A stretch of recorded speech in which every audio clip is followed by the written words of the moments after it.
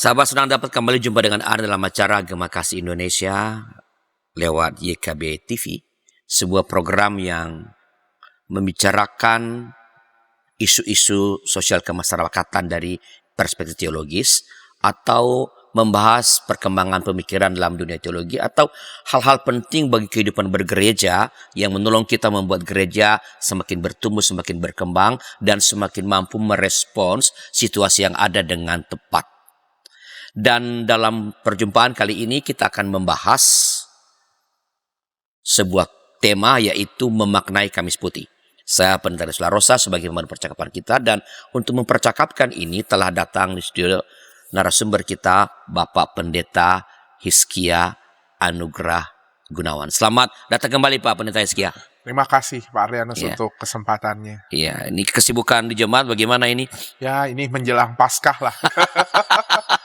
Jadi cukup padat. Cukup padat ya. Padat merayap. Iya. Ya. Sahabat Pak Pendeta Hizkia adalah pendeta GKI di Taman Aries, ya. Memberi minat pada masalah liturgi, bidang liturgi dan juga nyanyian-nyanyian gereja, ya. Dia dipercaya menjadi wakil ketua dari Komisi Liturgi Musik Sinode GKI dan juga wakil ketua dari Komisi Liturgi dan Musik Sinode GKI Sinode Wilayah Jawa Barat, ya. Jadi beliau diberi kepercayaan di dua tempat ini, di Sinode sama Sinode Wilayah. Beliau aktif memberikan ceramah-ceramah tentang liturgi di sejumlah gereja. Jadi kita berbicara dengan orang yang memang mendalami pokok yang kita bicarakan ini. Bila nanti para sahabat punya komentar, punya masukan-masukan, punya pertanyaan-pertanyaan, silakan, jangan sungkan. Silakan tulis di kolom komentar, dan tentu Pak Pendeta Hizkia pada waktunya akan merespons dengan senang hati. Pak Pendeta, kita bicara mengenai memaknai Kamis Putih, ya. Sama seperti kita membicarakan Rabu Abu, ya. Saya ingin mulai percakapan kita dengan apa makna, ya, dan tempat dari Kamis Putih ini dalam siklus Masa Raya Paskah. Ya, makasih Pak Arianus. Kalau bulan lalu saya menyatakan Rabu Abu ini bukan di Minggu Paskah, tapi Kamis Putih ini mulai di Minggu Paskah gitu ya. Jadi memang Kamis Putih adalah hari Kamis sebelum hari Paskah, jelas gitu. Jadi minggu depan ya artinya ya. Minggu depan kita akan merayakan Kamis Putih, dan ini menjadi sebuah pembuka. Kalau Rabu Abu dulu pembuka dari Masa Raya Prapaskah. Kalau Kamis Putih ini adalah pembuka dari masa Trihari Suci, gitu ya, 3 hari menjelang Paskah gitu ya. Triduum ya. Triduum, bahasa Latinnya disebut Triduum, yaitu Jumat Agung, di hari Sabtu Sunyi, dan Paskah. Kamis Putih ini adalah pembuka dari masa raya, dari 3 hari suci itu, Triduum itu. Dan sama sebenarnya serupa seperti Rabu Abu gitu ya. Abu di sini, kalau abu di situ juga dulu bukan warna, ini juga sama gitu. Kamis Putih di sini bukan menunjukkan warna gitu. Dalam bahasa Inggris, Kamis Putih ini diistilahkan dengan Maundy Thursday. Maundy berasal dari kata mandat. Karena di dalam Kamis Putih ini sebenarnya kita memperingati Tuhan Yesus yang memberikan perintah baru. Mandatum novum. Mandat baru, perintah baru. Tapi ada juga yang mengatakan bahwa Holy Thursday gitu ya. Kamis suci gitu. Nah, jadi artinya memang putih di sini adalah suci. Nah, oleh karena itu seperti di GKI, Kamis Putih itu karena tetap masih dalam rangkaian masa Prapaskah. Itu warna liturgi tetap ungu. Tapi kadang-kala karena putih jadi oh ya ini putih gitu. Enggak, putih di situ bukan bicara warna, tapi lagi-lagi bicara soal karena di sini kita memperingati kesucian cinta kasih Yesus sebenarnya. Pada intinya di situ gitu. Dan sebagai pembuka dari Trihari Suci, artinya Kamis Putih ini memang memiliki makna supaya gereja bisa memiliki pemahaman yang benar terhadap peristiwa penyaliban, kematian, penguburan, dan bahkan kebangkitan Kristus. Nah, jadi kan tadi ini pembuka dari Trihari Suci, Pak Pendeta. Jadi dari kematian, lalu Yesus berada di dalam kuburan, kemudian bangkit. Nah, apa sih yang hendak diingatkan kepada umat melalui Kamis Putih, dan rangkaian yang mengikutinya. Trihari Suci ini. Ya, jadi memang Trihari Suci ini adalah bagian dalam tahun liturgi gereja yang memang betul-betul seolah kayak mendramatisasi peristiwa Kristus yang diceritakan di dalam Injil, gitu ya. Jadi memang fungsi dari mendramatisasi ini tentu bukan supaya jemaat menonton sebuah drama, tapi justru menolong jemaat untuk berpartisipasi sendiri di dalam peristiwa itu, gitu ya. Untuk berpartisipasi bukan hanya juga mengenang, gitu ya. Bukan hanya tadi, yang pasti kalau hanya menonton drama salah, itu udah pasti keliru.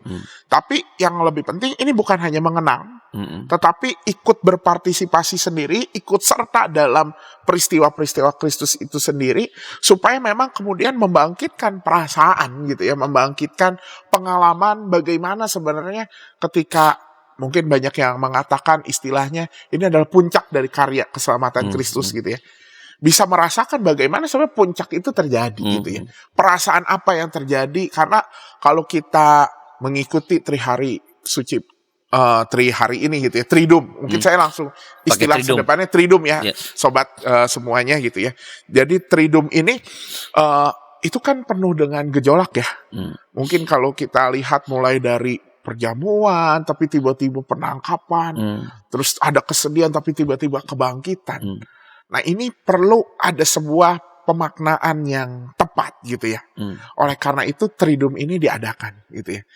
3 hari ini diliturgikan mulai dari Kamis Putih, Jumat Agung, Sabtu Sunyi, Paskah, supaya kita tahu ini satu makna pada keselamatan Kristus itu sendiri. Jadi bukan sekadar mengingat, tapi diajak untuk berpartisipasi. Apakah bisa digambarkan bahwa orang umat diminta untuk passing over, gitu, menyeberang, menempatkan diri pada posisi Yesus yang mengalami sesuatu yang sangat dramatis itu, perjamuan, ditangkap, lalu penyalib. Apakah itu coba umat diajak untuk menyeberang, menempatkan dirinya pada posisi Yesus sehingga mereka dapat merasakan peristiwa itu?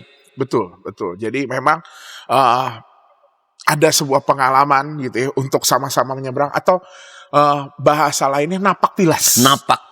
Ya, gitu ya, menapak tilasi peristiwa itu sehingga memang mendapat sensasi yang ada, gitu. Dan bahkan bukan hanya sensasi. Akhirnya ternyata ketika bicara soal keselamatan, keselamatan ini sampai seperti ini. Dan itu yang membuat akhirnya umat ketika merayakan Paskah betul-betul merasakan bahwa ya ini adalah kebangkitan, kemenangan untuk semua. Kalau begitu Pak Pendeta, apa sih yang menjadi pesan utama ya. dari atau dalam Kamis Putih? Ya, yang jelas artinya karena memang bentuknya tadi dramatisasi, maka Kamis Putih itu pesan utamanya adalah kita akan bersama-sama merenungkan peristiwa yang terjadi di malam sebelum Yesus disalibkan. Peristiwa-peristiwa yang ada yang terjadi di situ. Dan di situ apa yang paling kentara, gitu ya, muncul, dan itu yang muncul dalam leksionarinya ya. Dalam bacaan di Kamis Putih. Setahu saya Kamis Putih juga sama, tahun A, tahun B, tahun C. Tetap bacaannya, dan itu semua bicara soal Mandatum Novum. Soal perintah baru, soal cinta kasih. Bahwa di malam ketika Yesus sebelum ditangkap, Yesus seolah mengingatkan para murid tentang pesan mengenai cinta kasih. Mandatum Novum, perintah baru yang dikatakan Yesus adalah biarlah engkau saling mengasihi satu sama lain. Artinya memang Yesus memperingati para murid supaya mereka saling mengasihi. Karena dengan cinta kasihlah kita bisa memaknai peristiwa-peristiwa yang terjadi sampai kebangkitan. Tanpa makna cinta kasih, mungkin kita malah bisa jatuh lagi pada pemahaman orang Yahudi dulu bahwa salib adalah kutuk. Tapi dengan pemahaman cinta kasih, justru kita bisa melihat bahwa ini adalah bentuk cinta kasihnya Tuhan Yesus, bentuk cinta kasih Allah pada manusia. Selain itu memang banyak yang mengatakan bahwa apa yang terjadi di malam terakhir ini juga merupakan perjamuan terakhir, perpisahan Yesus dengan para murid. Tapi justru dengan Mandatum Novum, dengan perintah baru, Yesus juga ingin mengatakan, meskipun secara fisik, Yesus sudah tidak ada bersama dengan para murid, tetapi sesungguhnya ketika cinta kasih itu diwujudkan, maka disitulah Yesus juga ada bersama-sama dengan para murid dan bahkan termasuk kita saat ini. Itulah perintah baru, yaitu untuk saling mengasihi ya. Ya. Dan Yesus tadi pada peristiwa terakhir perjamuan ya. Pada perjamuan meminta menolong umat untuk mengingat, mengenang gitu. Ya, dan berpartisipasi. Jadi kita ikut di dalam dalam peristiwa tersebut, meskipun kita sudah hidup jauh 2000 tahun, tapi ya itu tadi mungkin bahasa Indonesia yang tadi napak tilas ya. Istilah itu. Nah, apa saja nih Pak Pendeta yang dilakukan dalam liturgi Kamis Putih, apa saja sih? Nah, garis besar. Ini yang cukup panjang Pak Arlianus. Jadi karena memang kalau kita mengingat apa yang dilakukan di malam sebelum Yesus ditangkap, itu adalah ada banyak peristiwa yang bahkan tadi dinamika sangat kerasa. Bagaimana mungkin kalau kita mengingat peristiwa pembasuhan mungkin penuh dengan emosional gitu ya. Karena beberapa kali saya mengikuti praktik Kamis Putih juga, waduh kalau pembasuhan kaki itu biasanya jemaat nangis gitu ya dan segala macam, tapi tiba-tiba berubah ketika penangkapan yang begitu menyeramkan. Nah, oleh karena itu memang apa yang dilakukan gitu ya, jangan kaget juga sobat bahwa Kamis Putih ini salah satu ibadah terpanjang dalam tahun liturgi, dalam 1 tahun liturgi gitu ya. Karena apa? Minimal gitu ya sebenarnya ada 4 ritus. Oke, apa aja itu Pak? Yang dilakukan di Kamis Putih. Yang pertama adalah pembasuhan kaki. Lalu yang kedua adalah perjamuan terakhir. Ya. Oke. Yang ketiga adalah, nah ini ada yang disebut dengan ritus tenebrae. Oke. Nanti kita akan bahas. Yang keempat adalah ritus, bahasa Inggrisnya stripping of the church. Jadi pembersihan benda-benda ibadah dari dalam alat liturgi dari gedung gereja. Oke, kita supaya jangan dapat para sahabat DKB dapat punya pemahaman yang memadai tentang ini. Saya ingin mengajak Pak Pendeta menolong kita untuk membahas ini secara satu persatu. Tadi kan ada pembasuhan kaki, ada peristiwa perjamuan terakhir, ritus tenebrae, lalu pembersihan gedung gereja dari perangkat-perangkat ibadah. Betul. Nah, kita mulai dari pembasuhan kaki. Apa makna, pesan, dan ritus pembasuhan kaki ini, dan bagaimana pelaksanaannya? Tentu setelah beberapa informasi berikut ini.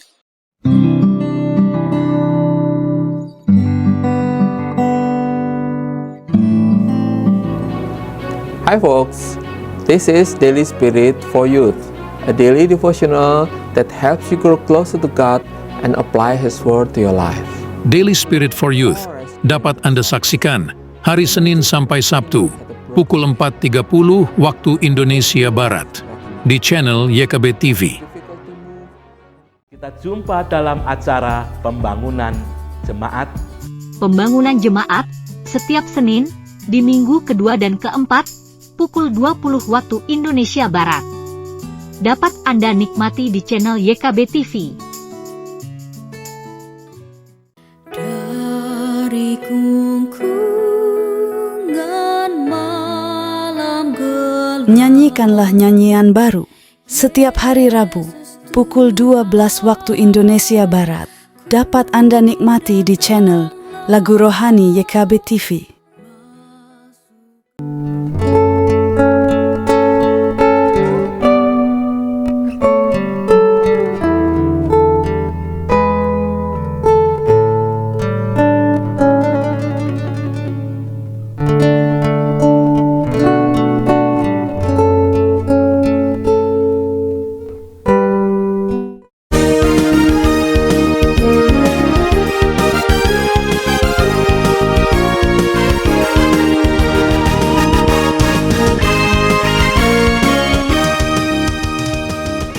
Terima kasih masih bersama kami dalam acara Gema Kasih Indonesia bersama saya Pendeta Ariel Taros sebagai bahan percakapan dan narasumber kita Bapak Pendeta Hizkia Anugrah Gunawan. Kita sedang berbicara tentang memaknai Kamis Putih. Tadi Pak Pendeta menjelaskan bahwa ini adalah pengawal atau yang memulai dari Triduum. Jumat Agung, Sabtu Sunyi, dan peristiwa penting Paskah. Nah, tadi kan ada 4 ritus ya Pak. Dimulai dengan pembasuhan. Apa sih makna atau pesan dari ritus pembasuhan kaki. Dan itu bagaimana pelaksanaannya, Pak? Ya, Ya. makasih. Ya, ritus pembasuhan kaki sebenarnya kalau kita baca di dalam Injil, khususnya di Injil Yohanes yang memang secara detail menceritakan ritus pembasuhan kaki, bahkan bermuara pada Mandatum Novum, perintah baru itu, sebenarnya ini bagian dari yang tidak terlepas dari perayaan perjamuan Paskah yang sedang dirayakan oleh orang-orang Yahudi. Gitu. Jadi memang dalam perjamuan Paskah ini kan memang kejadian itu ketika menjelang Paskah gitu ya. Mereka mau apa yang dilakukan para murid sesungguhnya adalah mempersiapkan makan Paskah bersama. Namun biasanya ketika mereka masuk ke dalam ruang perjamuan tersebut, ada seorang hamba yang kemudian mencuci kaki Oke. orang-orang yang akan mengikuti perjamuan Paskah. Oh, sebelum masuk ke ruangan Sebelum masuk ke ruangan itu gitu. Karena memang apa artinya sebenarnya ini adalah sebuah tradisi yang ada di Yahudi gitu, bahwa makan bersih gitu ya, harus bersih. Nah, persoalannya yang terjadi pada saat itu gitu ya, di dalam peristiwa bersama dengan para murid, tidak ada yang kemudian menganggap dirinya menjadi hamba. Siapa yang berhak untuk mencuci kaki? Semua merasa dia berhak dicuci. Iya, betul. Semua berhak dicuci. Dan itu yang kalau kita lihat di Yohanes pasal 13 gitu, kemudian siapa yang berhak mencuci, dan kemudian akhirnya Yesus sendiri yang mencuci kaki para murid gitu ya, dengan meninggalkan jubahnya gitu ya, dan mencuci dan segala macam. Dan di sini menjadi sebuah pemaknaan dari peristiwa itu adalah bagaimana cinta kasih yang Yesus tunjukkan adalah cinta kasih yang merendahkan dirinya. Gitu ya. Menganggap, bahkan merendahkan diri ini bukan bicara soal saya lebih rendah daripada orang lain, tetapi sesungguhnya dalam tanda kutip meluhurkan sesama. Meninggikan sesama. Ketika Yesus menjadi hamba bukan karena dia rendah gitu ya, tetapi karena justru dia ingin meluhurkan, mengangkat para murid gitu ya. Dan ini adalah bentuk cinta kasih. Ini adalah bentuk cinta kasih. Cinta kasih bukan sekadar ketika oh ya kita kasihan. Kalau kasihan kita masih menganggap diri lebih tinggi gitu. Tapi cinta kasih adalah bagaimana ketika kita meninggikan orang lain, justru meluhurkan orang lain. Dan ini model yang dipraktikkan oleh Yesus Kristus kepada para murid. Dan bahkan sebenarnya ini menjadi makna Paskah sendiri gitu ya, bahwa kita diluhurkan, kita dikembalikan ke dalam citra kita ketika penciptaan. Nah, jadi inspirasi pertama dari ritus pembasuhan kaki jelas. Ini adalah peristiwa bagaimana Yesus membasuh kaki para murid. Nah, lalu pertanyaannya bagaimana kemudian ritus ini, peristiwa tersebut diwujudkan, diperagakan di dalam liturgi Kamis Putih. Yang pasti yang pertama, liturgi Kamis Putih itu diawali dengan pewartaan firman tentang Mandatum Novum tadi. Supaya memang kita kemudian bisa melihat bahwa segala ritus yang ada merupakan, ini adalah ritus soal cinta kasih. Narasinya itu ya. Narasinya itu. Narasi itu yang harus kuat. Jadi memang nggak ujuk-ujuk juga Kamis Putih langsung, oh iya pembasuhan kaki gitu. Tetap harus ada narasi. Atau pembacaannya yang lain, tiba-tiba pembasuhan kaki gitu. Karena itu yang, kalau nggak ada itu ya pembasuhan kaki hanya menjadi drama. Betul. Gitu, bukan napak tilas. Kehilangan narasinya. Kehilangan narasinya gitu. Jadi memang teks leksionari mengantar kita untuk memaknai soal cinta kasih, perintah baru itu.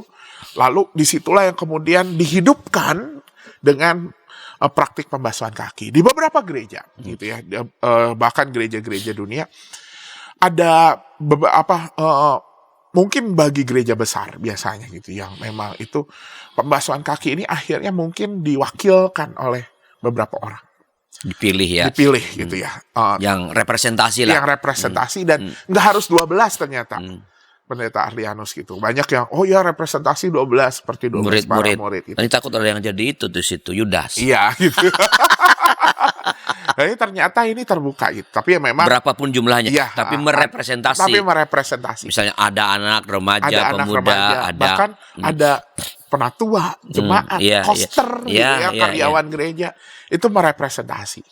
gitu ya. Ada yang seperti itu ya. Kemudian ketika jumlah yaitu tergantung lah ya. 12 juga baik gitu ya. Mengingat asal jangan nggak ada yang jadi Yudas itu ya.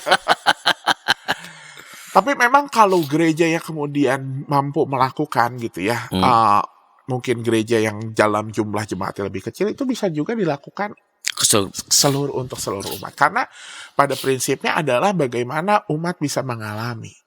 Tapi tentu juga ini yang harus jadi perhatian orang yang mengikuti pembasuhan kaki ini akhirnya cuma sekadar ikut-ikutan.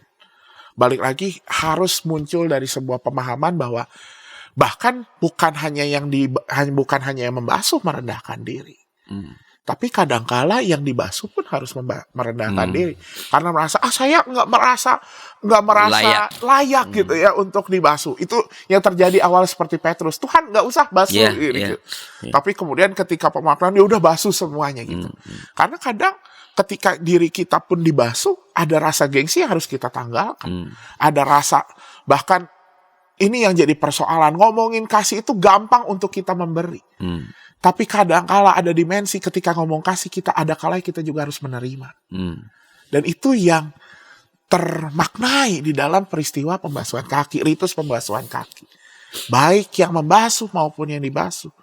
Perlu ada pemahaman bahwa cinta itu bicara soal memberi maupun menerima. Jadi ketika pembasuhan terjadi, kalau tak bisa besar pilihan, yang membasuh siapa di situ Pak Pendeta? Nah, yang membasuh siapa itu pun tidak, ini karena ini juga bukan sakramen. Ya, ini jadi jelas mesti pendeta. Tidak mesti pendeta. Gitu. Tapi baiklah, baguslah kalau pendeta melakukannya. Betul, karena memang akhirnya bicara soal ya mau tidak mau di dunia ini bicara ada otoritas. Gitu ya. Dan memang ketika Yesus yang kemudian membasuh kaki itu kadang dianggap sebagai otoritas yang punya otoritas justru yang merendahkan diri. Ini yang memang kemudian akhirnya pendeta atau para penatua gitu ya, istilahnya pejabat gerejawi yang melayani pembasuhan kaki, khususnya kalau itu representasi, dilakukan representasi. Tapi kalau misalnya itu memang dilakukan oleh seluruh umat gitu ya, rasanya kesian Pak pendetanya gitu ya. 1.000 orang gitu ya membasuh, besok Jumat Agung nggak bisa berdiri gitu ya. Karena itu memang akhirnya biasanya ada yang melakukannya itu antar jemaat, anggota gitu ya, saling membasuh sama seperti tadi waktu penorehan seperti bulan yang lalu. Ya, penorehan abu saling mengoles, sekarang saling membasuh gitu ya. Atau ada beberapa yang saya baca gereja-gereja yang melakukan pendekatan ke keluarga gitu. Justru yang membasuh adalah ya kepala keluarga, baik itu mungkin orang tua laki atau perempuan kepada anak-anaknya. Ya, menarik. Gitu. Nah, itu mengenai tadi apa? Pembasuhan kaki. Kita lanjut ya Pak Pendeta ya. Ya. Peristiwa perjamuan terakhir. Silakan. Nah, ini ritus kedua yang memang terjadi gitu ya. Jadi memang ketika pembasuhan kaki terjadi pasti mereka masuk dalam perjamuan. Perjamuan malam saat itu adalah perjamuan Paskah, di mana perjamuan Paskah yang terjadi pada saat itu adalah mengingat Paskah masa lalu. Ketika bangsa Israel dibebaskan. Dilewati bahkan Paskah Yahudi ya. Paskah Yahudi gitu dilewati oleh yang malaikat yang akan membunuh anak sulung itu kan dilewati. Itu Paskah kan, makna Paskah. Jadi memang oleh karena itu apa yang dilakukan, bagaimana cara untuk dilewati kan, mereka makan roti tidak beragi gitu, lalu mengoleskan darah anak domba gitu ya di dalam itu yang tetap dirayakan. Tapi di dalam Kristus, di dalam peristiwa perjamuan terakhir, bukankah Yesus sendiri yang kemudian memberi makna baru terhadap perjamuan Paskah, terhadap Paskah itu, bahwa memang Paskah yang dilakukan sama-sama bicara soal membebaskan, tapi bukan sekadar membebaskan dari maut gitu ya, dari penjemput maut gitu, tapi memang dari maut itu sendiri, maut yang nyata dalam kehidupan itu. Dan melalui apa? Yesus sendiri yang mengatakan bukan roti tidak beragi, tapi inilah tubuhku yang diserahkan bagimu, jadilah buatlah ini menjadi peringatan akan aku. Dan ini adalah cawan yang mengingatkan pada Tuhan Yesus mencurahkan darahnya bagi kita. Jadi memang perjamuan di sini adalah bicara soal kita mengenang bagaimana, lagi-lagi ini bicara soal cinta. Kalau tadi ngomong aspek cinta adalah merendahkan diri gitu ya, untuk meluhurkan sesama.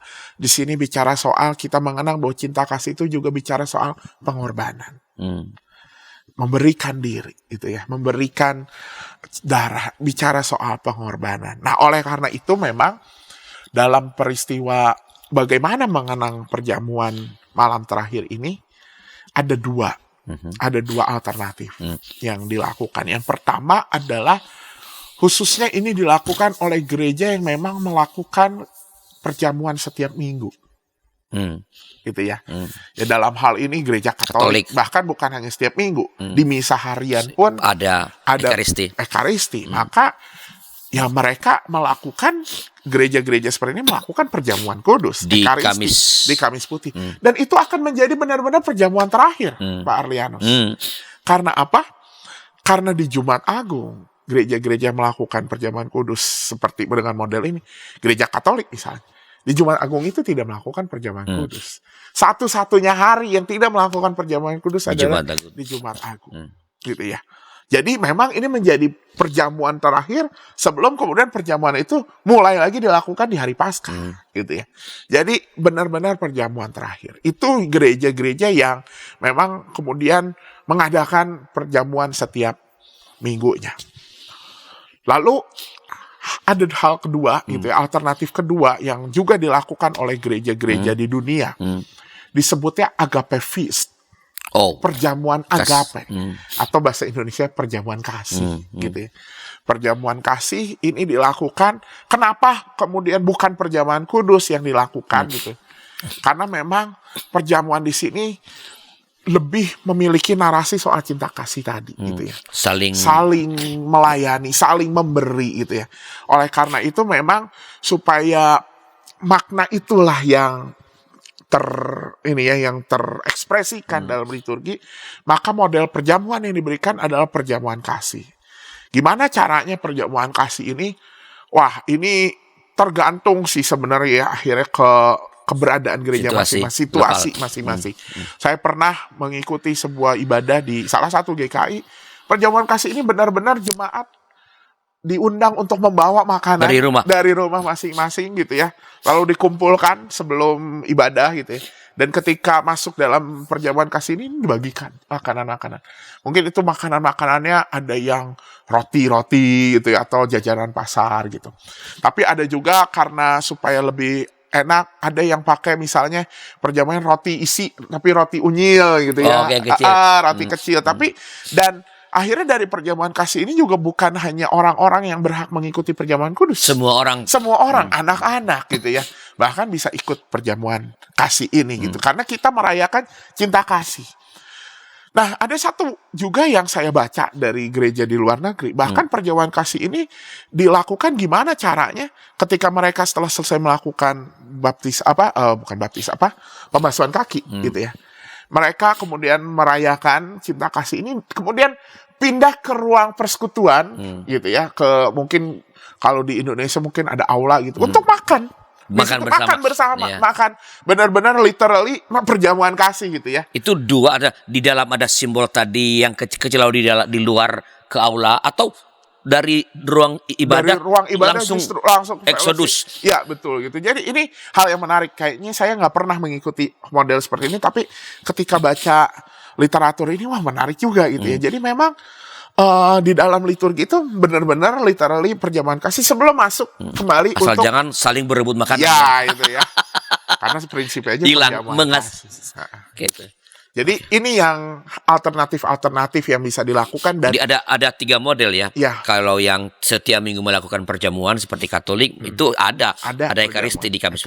Atau membawa makanan kecil lalu Ya. dibagikan di dalam. Betul. Ya, yang terakhir adalah tadi betul-betul bawa makanan rame-rame makan bersama di Ya. sebuah hall.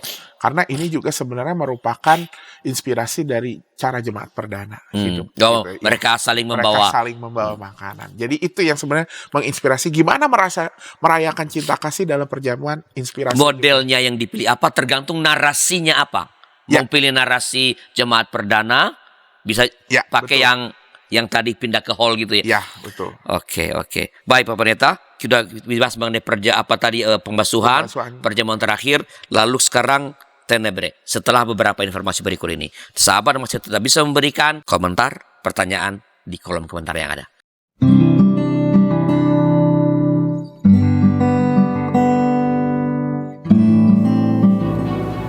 Hi folks, this is Daily Spirit for Youth, a daily devotional that helps you grow closer to God and apply His Word to your life. Daily Spirit for Youth dapat Anda saksikan hari Senin sampai Sabtu pukul 4.30 waktu Indonesia Barat di channel YKB TV. Kita jumpa dalam acara pembangunan jemaat. Pembangunan jemaat setiap Senin di minggu kedua dan keempat pukul 20 waktu Indonesia Barat. Dapat Anda nikmati di channel YKB TV. Dari gungkungan malam gelap. Nyanyikanlah nyanyian baru setiap hari Rabu pukul 12 waktu Indonesia Barat. Dapat Anda nikmati di channel Lagu Rohani YKB TV.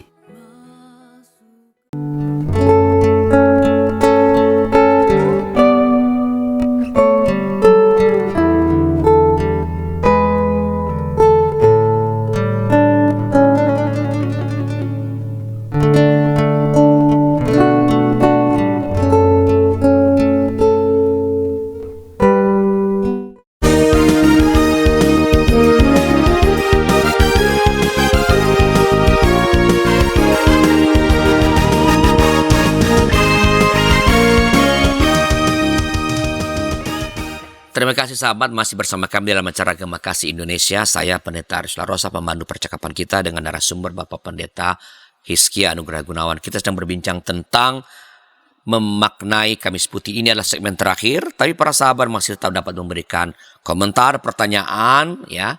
Kalau permohonan doa juga silakan. Silakan, kalau ada permohonan doa silakan juga boleh tulis di kolom komentar yang tersedia. Pak Pendeta, kita lanjut ya. Ya, tadi kita sudah bicara pembasuhan, perjamuan terakhir, sekarang Tenebre. Apa ini Pak Pendeta? Ini kayaknya belum terlalu familiar dengan cukup banyak gereja-gereja di Indonesia. Ya, jadi memang dua ritus yang terakhir ini ya, Tenebre dan juga pembersihan perangkat-perangkat ibadah. Tentu kalau kita cari di Injil nggak ada gitu ya, nggak ada ini karena memang dua ritus ini adalah dua ritus yang memang bukan dramatisasi gitu ya. Tetapi sesungguhnya momen yang terjadi di Tenebre maupun di pembersihan ruang ibadah itu ada sebenarnya menunjuk pada sebuah peristiwa tertentu. Misalnya Tenebre itu apa sih yang disebut Tenebre? Tenebre itu sebenarnya sebuah bagian liturgi di mana Tenebre sendiri artinya bayang-bayang kegelapan gitu ya, secara literally.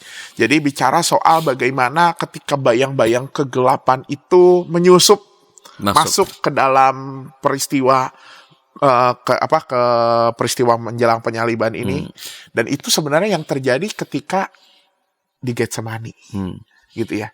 Bagaimana ketika di Getsemani Yesus sendiri udah mengatakan kan, biarlah cawan ini berlalu daripada aku. Maka itu memperlihatkan ada bayang-bayang kegelapan yang akan dihadapi. Dan bahkan dari Getsemani ini kemudian masuk ke dalam peristiwa penangkapan. Jadi sebenarnya dimaknai bahwa Tenebre ini, ritus Tenebre ini adalah ritus untuk kita mengenang apa yang terjadi di dalam kehidupan Kristus ketika bayang-bayang kegelapan ini datang. Dan apa yang dilakukan Yesus? Berdoa, refleksi, meditatif. Oleh karena itu bagian ritus Tenebre dalam liturgi Kamis Putih menjadi bagian yang cukup meditatif. Oke. Itu ya, cukup meditatif dan ada satu hal yang menarik dari Tenebrae ini untuk menggambarkan bagaimana bayang-bayang kegelapan itu memang muncul di dalam ibadah, yaitu dengan prosesi pemadaman lilin. Pemadaman lilin gitu. Ada berapa banyak lilinnya, Pak? Ya, pada umumnya di gereja masa kini itu 7 kita memakai 7 lilin gitu ya. 7 lilin, dan bahkan kalau tradisi monastik zaman dulu itu 15 lilin. Karena apa 15 lilin ini sebenarnya menunjuk seperti 15 jalan Kristus, jalan salib Kristus, iya, sampai pada pemakaman gitu, sampai pada pemakaman. Tapi sekarang banyaknya kita menggunakan 7 lilin. Nah, ini ada yang menarik, Pak, soal lilin. Jadi mungkin sekalian intermezzo dulu ya soal lilin, karena rasanya banyak gitu ya soal masa prapaskah soal lilin. Nah, ini waktunya sebenarnya dari mana sebenarnya ritus itu terjadi gitu ya. Jadi mungkin saya ingin cerita di beberapa gereja gitu ya, di beberapa gereja prapaskah ini mungkin dulu gitu ya, di GKI juga dulu apa yang dilakukan selama minggu-minggu prapaskah adalah menyalakan lilin, sama seperti masa Advent gitu ya. Padahal sebenarnya di dalam tradisi gereja dunia, prapaskah itu nggak ada lilin ya, nggak ada soal penyalaan lilin. Jadi sempat kami di dalam komisi liturgi menduga itu ya, jangan-jangan ya memang ini adalah tradisi yang mungkin di Indonesia kah gitu ya, yang memang supaya sama seperti Advent gitu ya, supaya serupa dengan Advent, maka kita lakukan. Lalu lilinnya dulu 7. Karena apa? 7 minggu sengsara. 7 minggu sengsara gitu. Tapi kemudian sekarang lilin 6 gitu ya, masa prapaskah. Nah, seingat kami beberapa tahun belakangan, mungkin 10 tahun terakhir, kemudian muncul bukan penyalaan lilin yang harus dilakukan, tapi pemadaman lilin yang dilakukan tiap minggu prapaskah. Nah, sebetulnya pemadaman lilin yang dilakukan tiap minggu prapaskah, ritus itu sebenarnya berasal dari ritus Tenebrae ini. Hanya karena ritus Tenebrae ini jarang dilakukan di Kamis Putih. Sehingga kemudian seolah ritus Tenebrae-nya disebar gitu ya di dalam setiap minggu gitu ya. Nah, padahal sebenarnya gitu ya, ritus Tenebrae ini secara khusus memang biasanya oleh gereja-gereja dunia dilakukan di Kamis Putih malam gitu ya, setelah 2 ritus soal pembasuhan kaki, lalu masuk ke dalam ritus Tenebrae ini untuk memperingati bagaimana cinta kasih Kristus justru membuat dia masuk dalam kegelapan itu. Atau sebenarnya ada juga yang menggunakan ritus Tenebrae ini setelah Jumat Agung. Setelah Jumat Agung. Di Sabtu Sunyi? Jadi di Sabtu Sunyi. Ada yang seperti itu. Tapi pada umumnya memang melakukannya di malam menjelang Jumat Agung, malam Kamis Putih, menutup Kamis Putih ini. Nah, jadi itu sebenarnya. Jadi sedikit, karena Pak Pendeta udah sedikit singgung soal yang tadi ya. Kalau kan sekali lagi kan yang penting kan dalam ritus kan narasi. Ya. Apakah memang dalam masa-masa prapaskah itu memang ada pemaknaan tentang bayang-bayang kegelapan, Pak? Sehingga karena itu kita wajarlah kalau kita mengisi dengan pemadaman. Sebetulnya narasi-narasi di prapaskah itu tidak ada bicara soal narasi bayang-bayang kegelapan. Bahkan kalau kita mengingat yang bahasan waktu Rabu Abu, saya sempat singgung bahwa minggu-minggu prapaskah itu sebenarnya adalah minggu-minggu kebangkitan juga. Kita memperingati kebangkitan Kristus. Bahkan sebenarnya masa prapaskah itu kan masa kita mengisi dengan nilai-nilai kehidupan bukan Kristus. Dengan bayang-bayang kegelapan. Bukan dengan bayang-bayang kegelapan, justru dengan terang itu sendiri. Dengan sikap baru gitu apa yang dilakukan. Oleh karena itu rasanya memang kurang pas ya. Kalau untuk masa-masa prapaskah. Di masa-masa prapaskah. Kecuali orang membangun narasi baru. Ya, betul. Orang membangun narasi baru terhadap pemadaman lilin itu. Di minggu-minggu prapaskah. Okay. Oleh karena itu, ini udah jelas, kalau memang di Kamis Putih diadakan Tenebrae, udah pasti nggak mungkin ada pemadaman lilin di minggu-minggu prapaskah. Karena pemadaman lilin dilakukan di Kamis Putih ini. Nah, apa yang dilakukan Pak Pendeta ketika lilin ini dipadamkan satu di Tenebrae lalu dipadam? Ini apa? Apakah ada pengantarnya atau apa ini? Atau pokoknya set mati semua? Iya. Ya, yang biasa dilakukan ketika pemadaman lilin ini adalah satu persatu lilin itu kemudian Jadi satu persatu lilin itu diantar dulu dengan narasi mengenai kisah-kisah sengsara Yesus. Gitu ya. Misalnya ketika Yesus ditangkap, apa yang kemudian dimaknai, lalu kita masuk dalam doa keheningan. Karena sifatnya meditatif itu ya. Misalnya contoh ketika penangkapan, apakah kita juga membiarkan gitu orang baik. Kadang kita suka mengorbankan orang baik hanya untuk keselamatan diri kita sendiri. Itu yang kemudian direfleksikan lalu dipadamkan lilin itu. Atau sebenarnya kalau bukan kisah tentang kesengsaraan Yesus, bisa juga refleksi tentang keberdosaan manusia. Bahwa ternyata keberdosaan manusia itu memadamkan, membuat gelap. 7 dosa Iya, mematikan. nah itu yang kita pakai di Sinwil Jabar ya. Untuk tahun ini kita pakai 7 Deadly Sin, 7 dosa mematikan. Itu yang menjadi Narasi. gitu untuk pemadaman ini. Jadi nggak ujuk-ujuk juga upadam itu. Jadi memang narasi ini pemadaman ini dibentuk sebagai untuk menghidupkan narasi tentang refleksi terhadap keberdosaan manusia yang kadang membuat kita juga justru yang harusnya kita menyebarkan terang tapi malah menyebarkan kegelapan, dan itu diragakan dengan lilin padam. 6 gitu ya. 6 lilin padam itu biasa mewakili 6 prapaskah. Nah, satu lilin siapa? Gitu ya. Lilin mana yang lilin ke-7? Ya lilin ke-7 adalah lilin putih, yaitu lilin Kristus itu sendiri itu yang padam. Nah, yang menariknya adalah di Ritus Tenebrae, setelah lilin Kristus itu padam, lilin Kristus itu justru kembali di akhir Ritus Tenebrae, kembali dalam posisi menyala. Artinya apa? Sebenarnya di situ ingin menunjukkan bahwa di dalam kegelapan sekalipun Kristus tidak pernah bisa dikalahkan. Kegelapan tak bisa mengalahkan. Ya, itu yang ada di Yohanes 1 ya, bahwa kegelapan tidak dapat menguasainya. Gitu.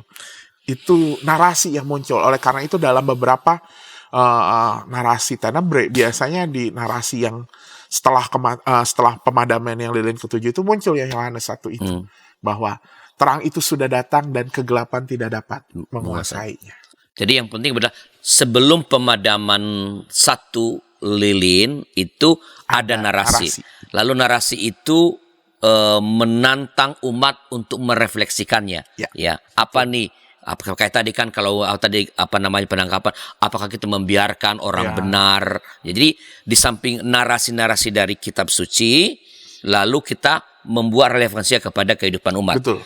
Dan narasi itu bisa kita pilih, tapi harus berkaitan dengan keberdosaan. Ya, refleksi atas jadi bisa narasi tentang minggu apa yang dialami pada minggu-minggu pada menjelang dia ditangkap, lalu bisa juga narasi-narasi lain yang menggambarkan keberdosaan, kegelapan. Ya. Dulu kita juga pernah pakai yang 7 perkataan Yesus di salib. Iya.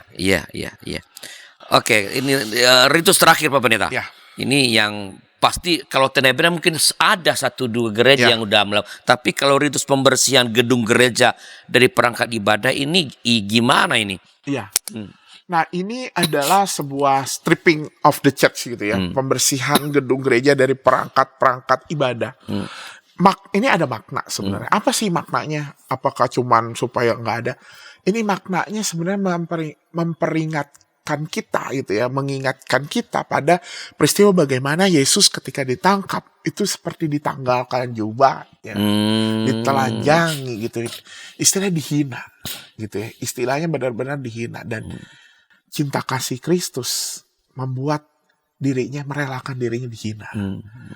Jadi itu istilahnya makanya dimunculkan makna ini dengan perangkat-perangkat ibadah yang selama ini dipakai untuk ibadah itu dikeluarkan dari gedung. Jadi gereja tidak punya perangkat apapun.